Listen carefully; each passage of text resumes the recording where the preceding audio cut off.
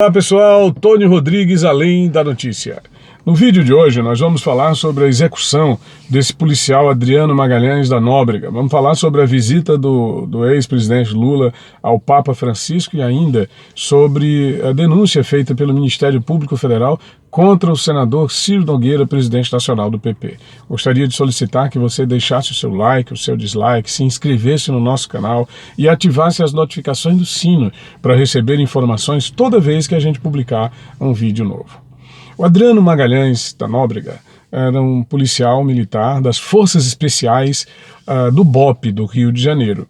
Ele ficou conhecido nacionalmente pela acusação que é feita pelo Ministério Público Federal contra ele em função de uma suposta participação no caso Marielle Franco. Marielle é a vereadora que foi assassinada no começo de 2018, nessa época sequer se falava ainda em Bolsonaro presidente, né? Sequer se tinha uma concepção nacional da presença dos seus filhos na política, porque o filho dele, o Flávio Bolsonaro, era deputado estadual do Rio de Janeiro e, de acordo com as informações que foram liberadas para a imprensa logo após o assassinato do Adriano Magalhães da Nóbrega, a mãe dele e a mulher dele pertenciam ao esquema do Fabrício Queiroz, aquele cara que comandava a rachadinha, né? Recebia uma parte do dinheiro dos servidores que eram lotados no gabinete do Flávio Bolsonaro. O que é que isso tem a ver com o assassinato da Marielle Franco? É preciso que a Polícia Civil do Rio de Janeiro, o Ministério Público do Rio de Janeiro, em cooperação agora com a Polícia Civil da Bahia, o Ministério Público Estadual da Bahia, porque ele morreu, não, ele foi assassinado na Bahia. Ele, um matador profissional, foi executado por policiais militares da Bahia, em Salvador, uma guarnição. Interessante observar dois fatos que eu gostaria aqui de chamar a atenção. Esse camarada, procurado pela Interpol, era um cara conhecido pela sua atividade nas milícias do Rio de Janeiro, que são milicianos. São elementos que pertencem à polícia e que formam grupos paralelos, um poder paralelo para atuarem paralelamente. Aqui no Piauí a gente conhece isso como crime organizado à época do Correia Lima. Então são milicianos que exercem o seu poder à sombra da lei, à sombra do Estado. Ele era um miliciano de acordo com o Ministério Público do Rio de Janeiro. Se ele era um miliciano, ele era um matador, quanto mais, era um matador experiente. Como é que um matador, um pistoleiro experimentado, ele vai trocar tiros com uma guarnição da polícia? Quer dizer, uma guarnição, 12 homens, 16 homens, é um negócio absurdo. E ele trocar tiros, quer dizer, a primeira providência seria se render, não é? Eu me rendo aqui. E depois foram encontrados com ele 7 celulares, aliás, 7 armas, inclusive armas de grosso calibre, e 13 celulares, além de equipamentos outros como notebooks e documentos não.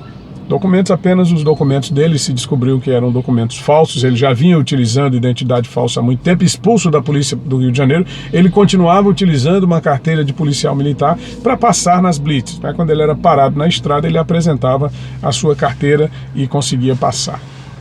Não se checava se era ou não verdadeira. Então esse cara foi morto por essa guarnição.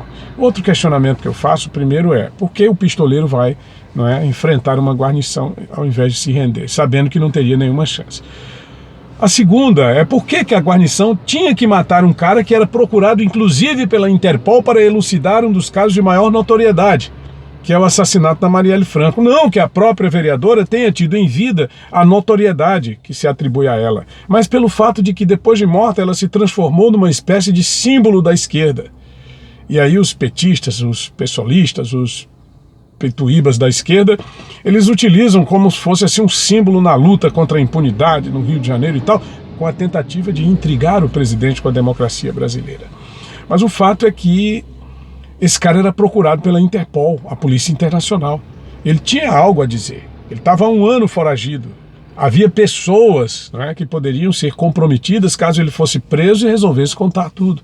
Então aí nessa hora a gente percebe a importância de um depoimento, a importância de uma colaboração premiada. Mas o cara foi executado, estranhamente executado num estado do Nordeste que é controlado pela esquerda e principalmente pelo PT, que é o estado da Bahia.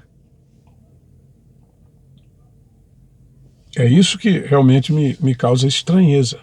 Por que a guarnição não utilizou a estratégia, a inteligência para minar as resistências a fim de pegá-lo com vida, cortando a energia do lugar onde ele se encontrava, impedindo que ele saísse para comprar alimentos, cercando o prédio, enfim, até que ele resolvesse se entregar. Não precisava nem trocar tiros, era só ter um pouco de paciência. Pior foi matar o cara. Bom, pior para o Brasil.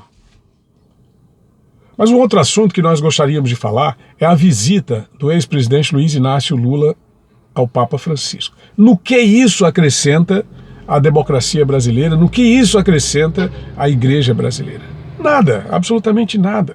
Não se traz absolutamente nada de positivo esse encontro. Pelo contrário, acho que desacredita a igreja, desacredita a imagem do Papa. Certa feita, eu conversando com um amigo publicitário, pesquisador, e ele dizia o seguinte: certas pessoas é melhor a gente se manter longe delas. O que é que o Papa Francisco quer com essa solenidade? Realmente é de se questionar. O que Lula tem a acrescentar à Igreja Católica? Ele quer mídia, ele quer espaço político que não tem mais. Já tentou de tudo aqui no Brasil. O PT tem tentado de tudo. Ele, inclusive, foi obrigado a sua voz, estava dando entrevista, estava tudo. Cala-te boca, porque isso está prejudicando mais ainda a imagem do PT, mais ainda a tua imagem, e vai fazer com que tu volte mais rápido para a cadeia. Foi o que lhe disseram os seus orientadores. Ele se calou um pouco aí, voltou a falar nos 40 anos do PT, que é a verdadeira federação do crime no Brasil. Mas o Lula junto ao Papa. Aí ele chega lá para dizer o seguinte: já tentaram 4 vezes, né? O caso Marielle, o caso do Porteiro, o filme Cleptocracia em Vertigem e agora o Lula com o Papa. Isso é uma tentativa de agredir a democracia brasileira, de agredir o sistema brasileiro e fazer as pessoas acreditarem que nós vivemos aqui num regime fascista, num regime antidemocrático, quando se sabe que o presidente Bolsonaro foi a pessoa que no governo da República mais recebeu jornalistas, mais falou com a imprensa, mais concedeu entrevistas coletivas. Eu falei há pouco, no outro vídeo, 67 entrevistas e 103 encontros com jornalistas, café da manhã, entrevistas coletivas, visitas a redações de jornais. Mas aí o Lula vai lá para dizer ao Papa que nós vivemos num regime fascista. Outro assunto de hoje é o caso Ciro Nogueira. Ciro Nogueira, presidente nacional do PP, uma figura que realmente está mais perto agora. O Ministério Público Federal resolveu denunciá-lo finalmente ao Supremo Tribunal Federal depois de reunir provas consubstanciadas, provas pujantes de que ele recebeu propina de pelo menos R$1.600.000 da Odebrecht. E o caso foi parar agora no Supremo Tribunal Federal. Não obstante, o seu advogado, Antônio Carlos Cacai, que é simpático às organizações que permeiam o crime político brasileiro, dizer que a denúncia se baseia apenas em delações, e isso não é verdade. A denúncia se baseia também no apanhado feito pela Polícia Federal, no histórico de apreensões na residência do presidente do PP aqui em Teresina, na casa dele, nas empresas que ele representa e nos imóveis que ele controla ou possui em Brasília e São Paulo.